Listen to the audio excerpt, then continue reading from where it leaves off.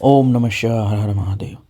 एक समय की बात है, माँ पार्वती ने लोकहित की कामना से प्रसन्नता के साथ भगवान शिव से पूछा, हे प्रभु, काशी क्षेत्र, अविमुक्त क्षेत्र वाराणसी का महात्म्य बताइए। तब परमेश्वर भगवान शिव ने कहा, हे देवी, यह वाराणसीपुरी सदा मेरा गुह्यतम प्रिय क्षेत्र है। यह सभी जीवों की मुक्ति का हेतु है। इस क्षेत्र में सिद्धगण मेरे पशुपात व्रत का आश्रय लेकर नाना प्रकार के वेश धारण करके मेरे लोक को पाने की इच्छा से जितात्मा और जितेंद्रिय होकर नित्य महायोग का अभ्यास करते हैं। उस महायोग का नाम पशुपत योग है। वह श्रुतियों का भी प्रतिपादित किया हुआ है। वह भोग मोक्ष फल प्रदान करने वाला है। महेश्वरी, वाराणसीपुरी में निवास करना मुझे सबसे अच्छा लगता है। इस कारण मैं सब छोड़कर काशी में ही रहता हूँ। मेरा जो भक्त और तत्वज्ञानी है, वे दोनों अवश्य ही मोक्ष के भागी होते हैं। चाहे वो कहीं भी रहें, उनके लिए तीर्थ की अपेक्षा नहीं है। वो स्वयं तीर्थ स्वरूप होते हैं। विहित और अविहित दोनों प्रकार के कर्म उनके लिए समान ही हैं। वो चाहे कर्म करें या ना करें, वह मुक्त ही हैं। वो कृतकृत्य ही हैं। उन्हें जीवन मुक्त समझना चाहिए। वे दोनों कहीं भी शरीर का त्याग करें, उन्हें तुरंत ही मोक्ष प्राप्त करते हैं। यह मैंने निश्चित बात कही है। हे सर्वशक्तिमय देवी, इस परम उत्तम अविमुक्त वाराणसी तीर्थ की जो विशेष बात है, उसे तुम सुनो।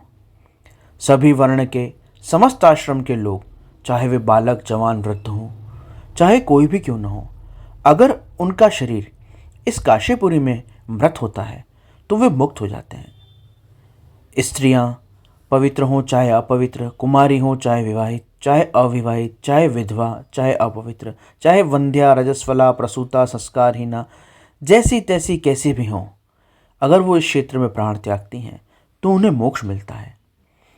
स्वेदज, अंडज, उद्भिद, जरायुज, किसी भी प्रकार के प्राणी जो इस अविमुक्त क्षेत्र में मरते हैं, प्राण त्यागते हैं, शरीर त्यागते हैं, उन्हें मोक्ष प्राप्त होता है।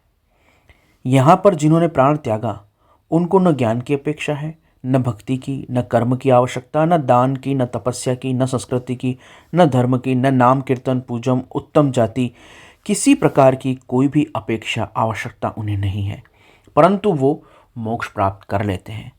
जो मनुष्य मेरे इस मोक्षदायक क्षेत्र में निवास करता है, वह चाहे जैसे भी शरीर त्यागे, उसके लिए मोक्ष की प्राप्ति हो ही जाती है। प्रिय, मेरा यह दिव्यपुर गुह्य से भी गुह्य है। ब्रह्मा आदि देवता भी इस महात्म्य को नहीं जानते।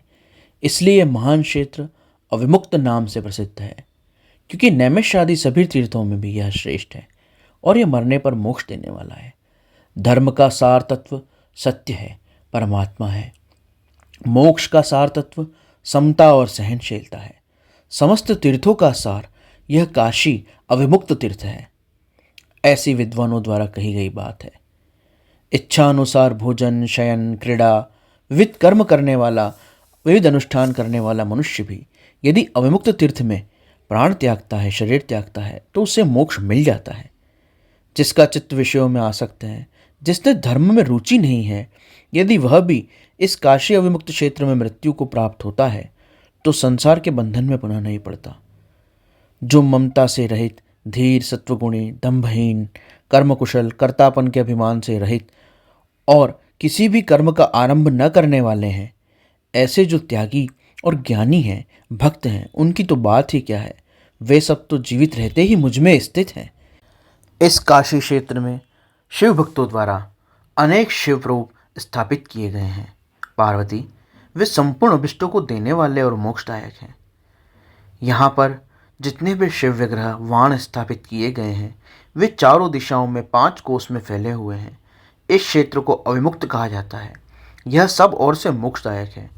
जीव को मृत्यु काल में अगर यह क्षेत्र उपलब्ध हो जाए तो उसे मोक्ष की प्राप्ति अवश्य होती है।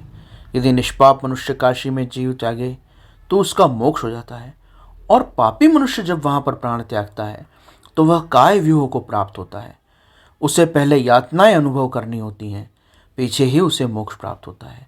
जो इस अविमुक्त क्षेत्र के अंदर पातक करता है, वह हजारों वर्षों तक भैरवी यातना पाता है, पाप का फल भोगता है, तत्पश्चात मोक्ष प्राप्त करता है। शतकोटि कल्प में भी किए हुए कर्मों का क्षय नहीं होता। जीव अपने द्वारा किए गए शुभ अशुभ कर्मों का फल अवश्य ही भोगता है। केवल अशुभ कर्म किए हों तो वो नरक प्राप्त करवाते हैं, अगर केवल शुभ कर्म किए हों तो वो स्वर्ग प्राप्त करवाते हैं। जब शुभ अशुभ दोनों कर्मों का मिश्रण होता है तब जीव मानव शरीर प्राप्त करता है। अशुभ कर्म की कमी हो और शुभ कर्म की अधिकता हो तो वह उत्तम जन्म प्राप्त करता है। शुभ कर्म कम हो और अशुभ कर्म बहुत अधिक हो तो वह अधम जन्म प्राप्त करता है। पार्वती, जब शुभ और अशुभ दोनों ही कर्मों का क्षय हो जाता है तब जीव को मुक्ति प्राप्त होती है। यदि किसी ने पूर्व जन्म में आदरपूर्वक काशी का दर्शन किया है तभी उसे इस जन्म में काशी पहुंचकर वहां पर निवास करने की और वहां पर देह त्याग करने की अवसर प्राप्त होता है और उसे मोक्ष प्राप्त होता है। जो मानव काशी में जाकर गंगा स्नान करता है उसके क्रियमाण और संचित कर्म नष्ट हो जाते हैं, परंतु प्रारब्ध कर्म तो दुख भुगाए बिना नष्ट नहीं होता। यह निश्चित बात है, जिसकी काशी में मुक्ति होती है उसके प्रारब्ध का भी क्षय हो जाता है। जिसने किसी अच्छे व्यक्ति को, भगवत भक्त को काशी में वास करवाया हो वह अवश्य काशी वास का लाभ प्राप्त करके और मोक्ष प्राप्त करता है। यह महात्म्यम सत्पुरुषों को भोग और मोक्ष प्रदान करने वाला है।